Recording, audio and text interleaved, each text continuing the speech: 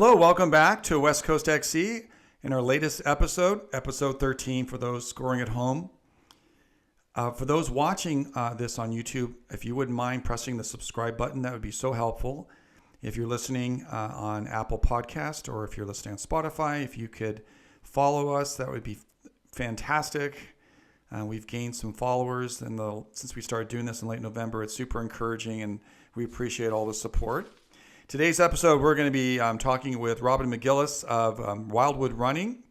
This weekend, they're having their annual Wildwood Mile, which is in downtown Portland. She'll talk more about that. Some exciting things happening there.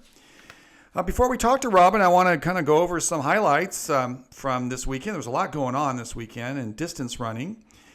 There's something new called the Circuit, which has been going throughout the different parts of the United States, like Chicago and New York. And last week it was in Boston. And the Circuit had an exciting 3,000 with some national caliber runners doing great, like TJ Hansen of Freeland High School in Michigan won the 3,000 in a time of 8:10.24. Finished ahead of Jack Graffeo of Westford Academy of Massachusetts in a time of 8:12.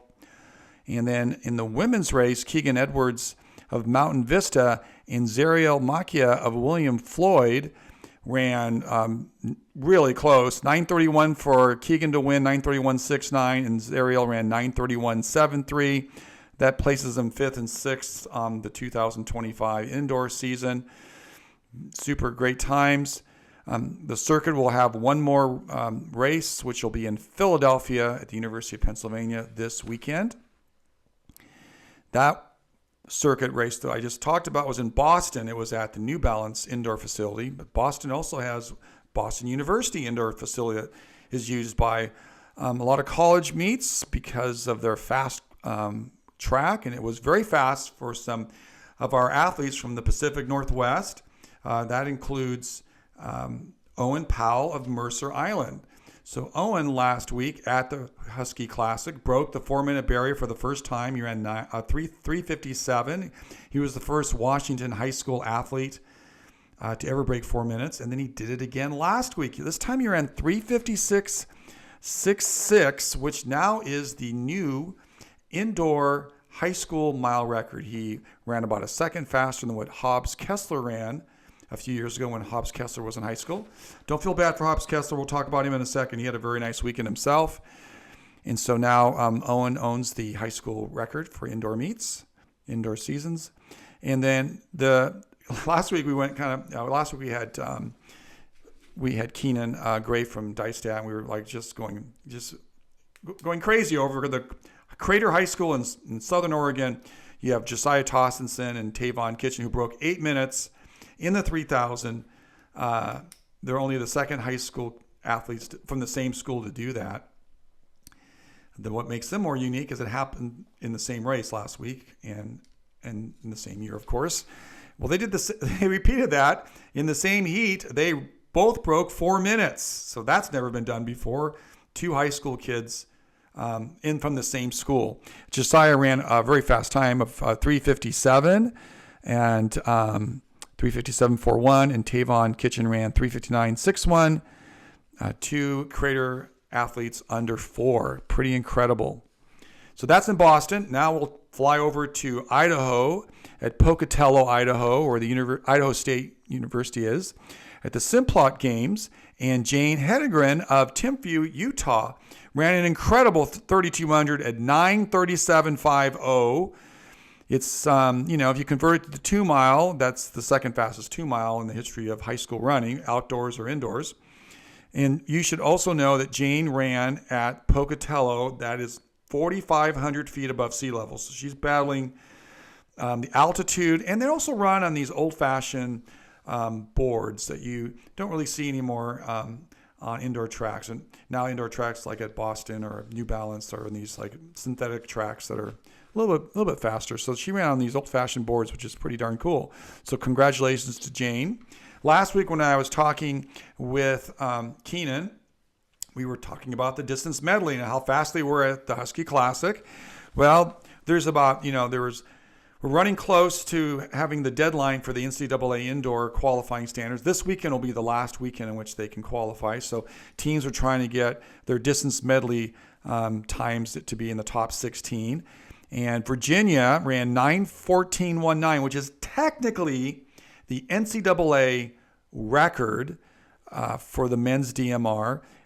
When I say technically, Washington ran 0.09 faster last week at the Husky Classic. But University of Washington's track is 309 meters long, and so it's not, and you can't really officially get records, but they do recognize it as a way to qualify for the NCAA indoor meet. So congratulations to the Virginia men.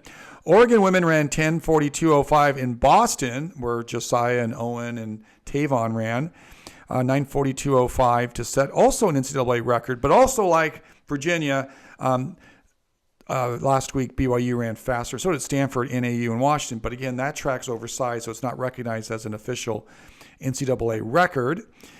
And but still, Oregon ran a really fast time, puts them in the conversation to be NCAA champions.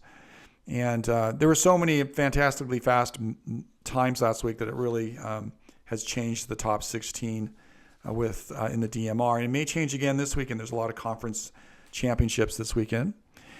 And then lastly, I want to highlight the USATF Indoor Championships in New York.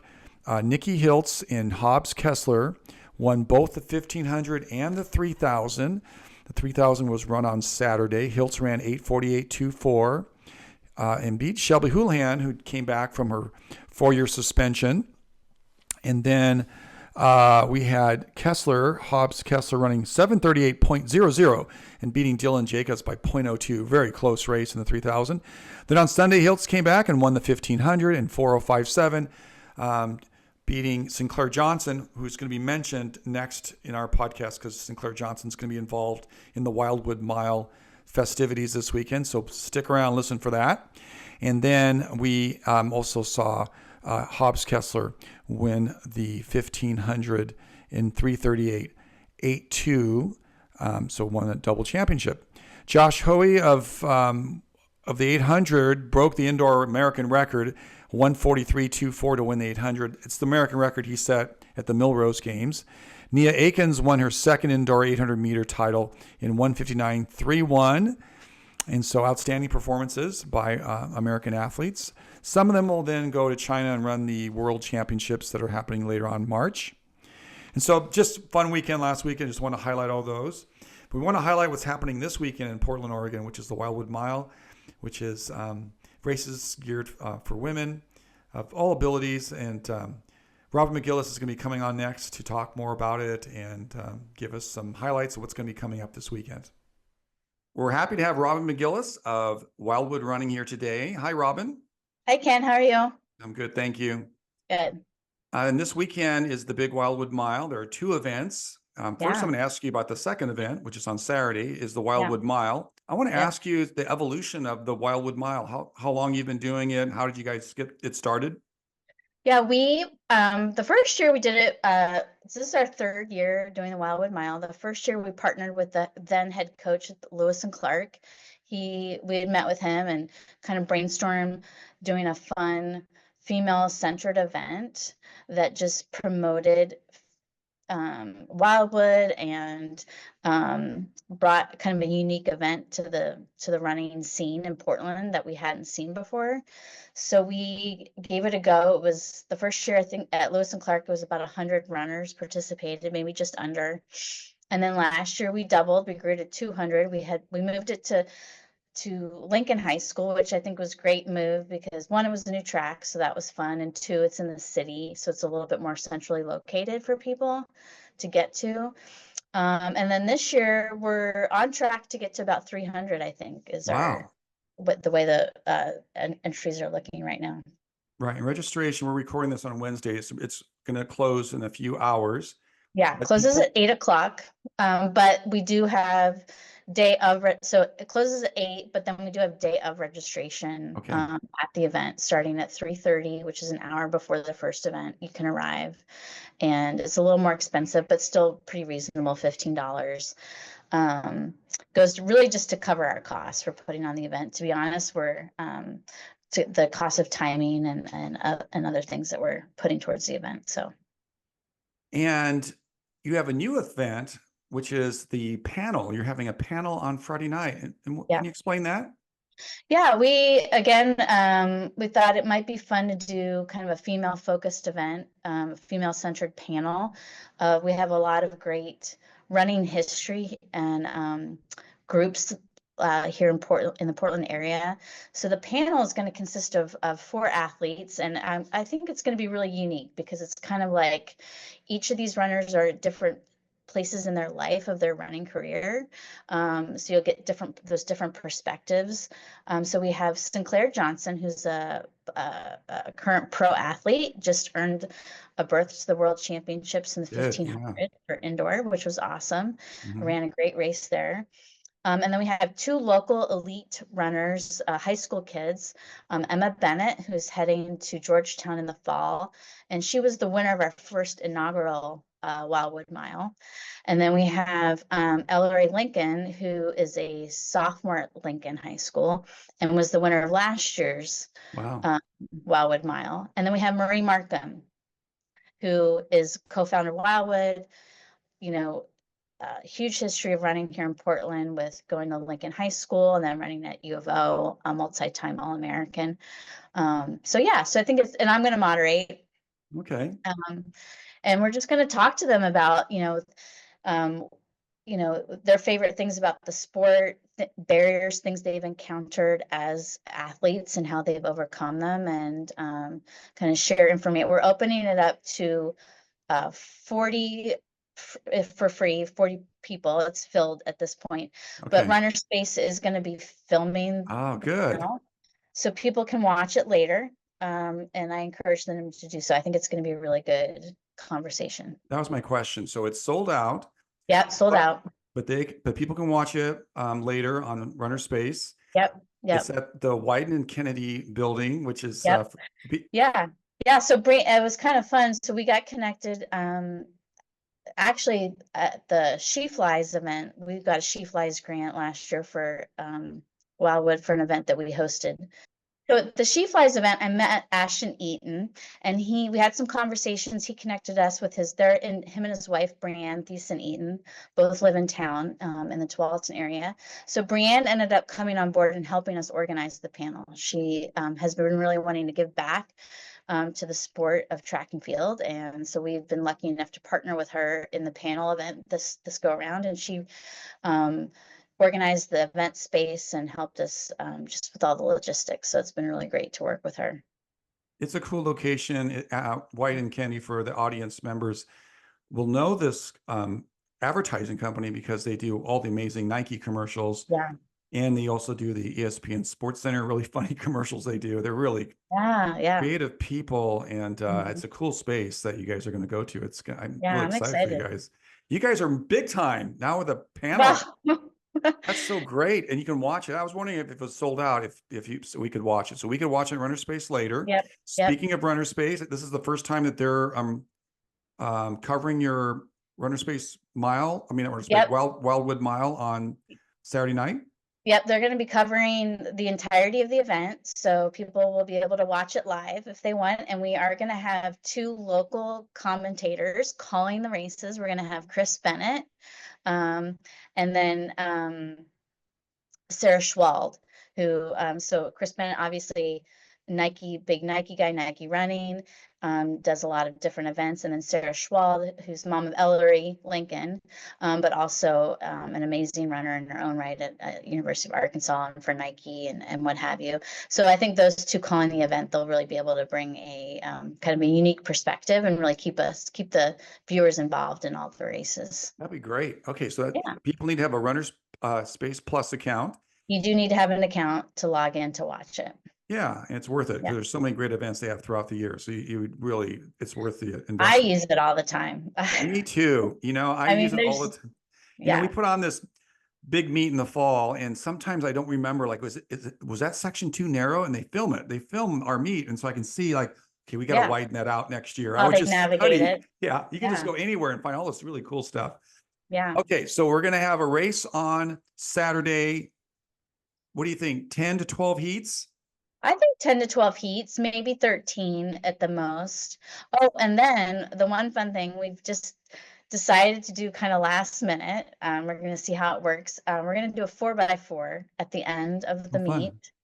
And we kind of pulled some coaches and they all seemed interested. So when kids come to check in, we're going to ask, or anybody comes to check in, we're going to ask them if they'd like to participate. And then we're going to make teams that will be a hodgepodge from different Oh, schools. fun. So I think that, and the girls seemed excited about that idea. So Oh, that's going to be great. And then you have more athletes than last year, you mentioned. Yep. We're on our way to 300. So I think we'll get to 300, which will be about 100. We've grown 100 each year. That's amazing. Which has been good. I mean, the weather is going to work out. It looks like, Yes, it's going to be which lovely will here. be Yes. helpful. And we're going to have some vendors. She Flies, Sport Oregon is going to have a booth out there, and then On Running is going to have a booth out there, and they're going to be doing some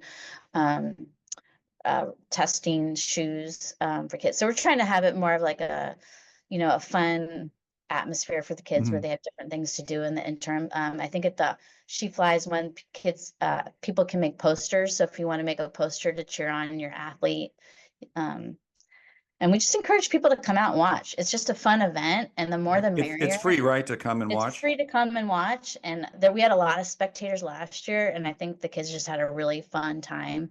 It's, track and field officially starts.